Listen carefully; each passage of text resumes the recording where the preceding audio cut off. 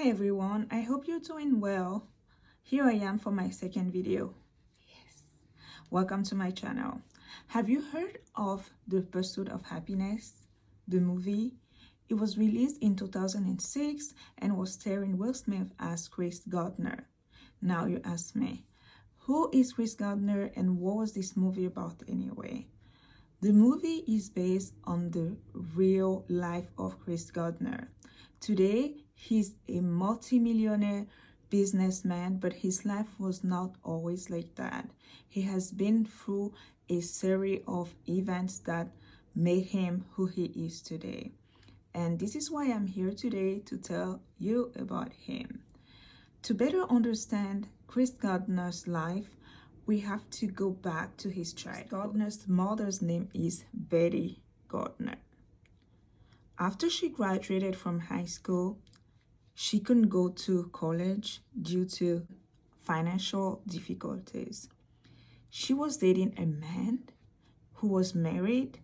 So when she got pregnant, he didn't want to stay with her. Although on multiple occasions, he promised, or he told her anyway, that he was going to leave his wife and be with her. Well, it didn't happen. He changed his mind. As if she didn't learn from her previous experience, she then went with another married man who also abandoned her when she became pregnant. The first baby was a girl named Ophelia, and the second one is a boy, and he is Chris Gardner. It seems like she always picked the wrong guys. She always picked the wrong man, because the third person she was with, his name is Freddie Triplet. He was the worst. He was a horrible person, a horrible stepfather, because he was abusive, verbally, physically. He was beating everyone. He was beating his wife. He was beating the children. He would tell Chris Gardner at multiple occasions, quote, "I ain't your goddamn father." So it was really rough for all of them. One Christmas evening, he went to the bathroom where Chris Gardner was taking a shower, and with a gun in his hand, and he asked him to get out, like, get out. He was wet, he was soapy, it was dark and cold outside, and he just sent him outside just like that. Also, he was drunk and intoxicated all the time. He even betrayed his wife, Betty, by reporting her to social services for welfare fraud. Like, who does that? I'm not sure if she was actually guilty of it, because some reports say that he falsely reported her for welfare fraud.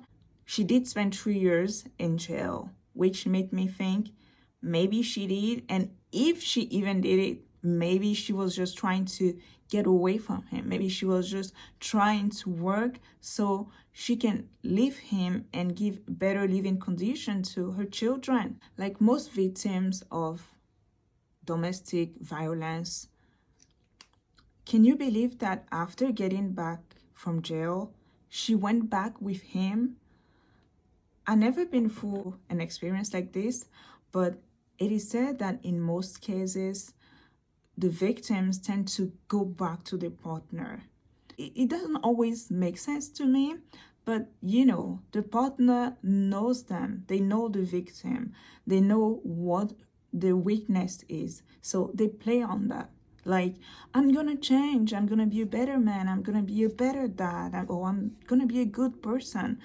I'm gonna try to work on this. We're gonna have a better life. These kind of promises. And most of the time, victims fall for it, which happened in the case of Betty Gardner, because she went back with him and they had another child. But like you can expect, the abuse didn't stop. It continued to the point that she set the house on fire while he was sleeping in an attempt to kill him. But she didn't succeed into that. She failed and went back to jail. Meanwhile, the kids were put in foster care, When Chris Gardner finished high school, he entered the U.S. Navy. He served 4 years in California. During his service, he met Robert Ellis, who was a cardiac surgeon, and at the end, he offered him a position as a clinical research assistant in San Francisco. A few years later, he got married to Sherry Dyson. The relationship didn't go so well.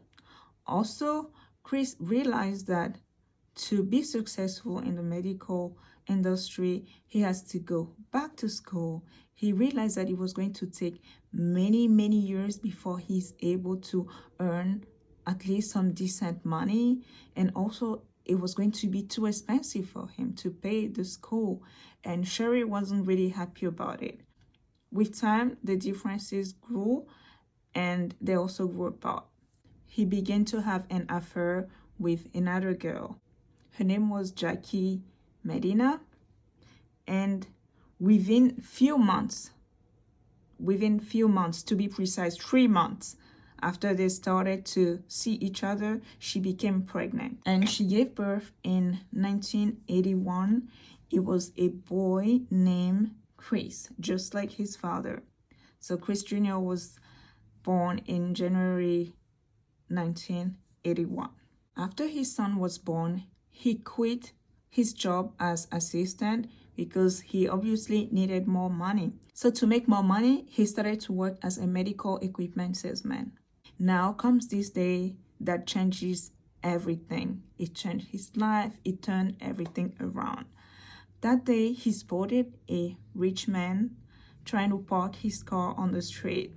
So he waited and approached this guy. The man is Bob Bridges, and he was driving a Ferrari.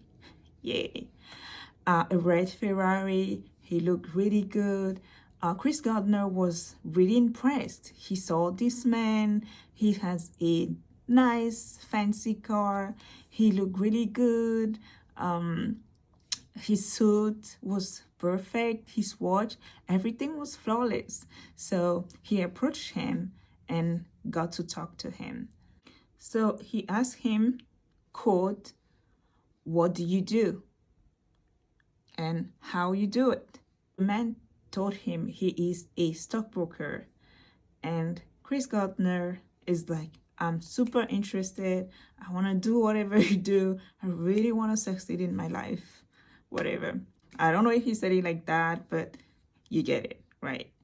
So with his connections, Bob Bridges was able to make arrangements with some companies and secure him interviews. Remember, he's a salesman.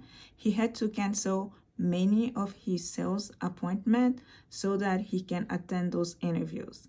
And while he was trying to go from a company to another, and maybe even before that, he just had a lot of parking tickets. Like, it was a total cost of $1,200 in tickets. He was trying his best to get more interviews until the day he was actually accepted into one of the training programs. And he was supposed to start working one day. He goes there, and guess what? There's no job. The manager who hired him was fired himself. In the same time, his relationship wasn't going really well with Jackie either. She wasn't happy about the fact that he was neglecting his sales job to run after what? After some sort of dream job that, you know, maybe to her, he wouldn't be able to succeed into that in the future. So it was just getting very complicated in between them.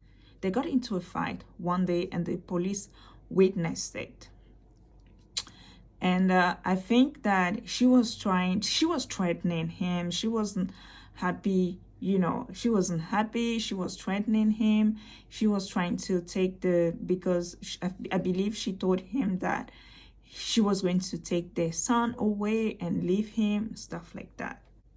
So the police checked Chris' ID and they found out about the parking ticket. They were like, "Oh, so you owe this amount of money. We're taking you with us." So he got arrested. Remember how he was doing his best to get as many interviews as possible? He had one interview before he was booked in jail, and he was released 10 days after that, right? But the day he was released was the day that he had his interview. Because he didn't get to go home, he didn't get to change, he was in the same outfit that he was the day he got arrested 10 days before that. So he didn't have any other choice but to go to the interview the way he was. I wonder what was the recruiter reaction when he saw him walking in the interview dressed like that. Do you really want this job? But apparently it wasn't a problem. He got the job. The thing is, that job wasn't even paid. It was a no salary position. It was like an internship. When he got home that day, his girlfriend was gone. Jackie was gone with the son, and I also think that she took some money. So he was by himself. He moved out, and he was just focusing on doing the best he can so that he can get hired by the company. So Jackie, she came back with their son about 4 months later because she was not able to care for the kid. Chris Gardner was very happy. He was glad to have his kid back because he really loved him and wanted to be in his life. The thing is, he had no salary. He was living in a flop house. You know, they're very small, very limited amenities, and there was no kid allowed anyway. That is how they became homeless. For almost a year, they struggled with homelessness. I can't even believe how hard that must have been for them or anyone who had been through that situation or who is going through it at the moment. With a toddler out there, that must be very difficult. At many occasions, they had to choose between food or shelter. They were sleeping wherever they could. Public places, mostly, bathrooms, railway stations, shelters. And talking about shelters, they actually got really lucky with one church shelter, and Reverend William really gave them a big support when he allowed them to stay at the shelter, because the program was for single mom, and he obviously is a man, so that really helped them. They will eat in soup kitchens. They will just do the best they can so that they can save as much money as possible, because sometimes also he will drop him at a daycare so that he can focus on work.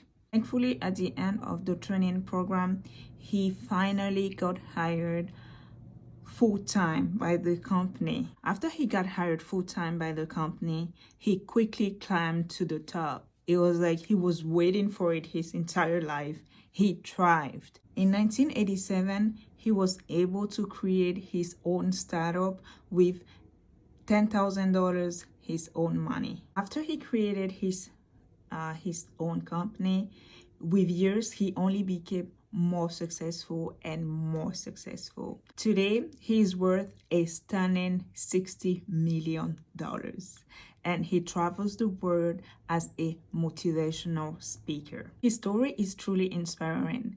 It emphasizes the complexity of life. The lesson we have to all learn from it is what? There are good days and there are bad days. No matter how tough those bad days can get sometimes, we shouldn't give up on our goals.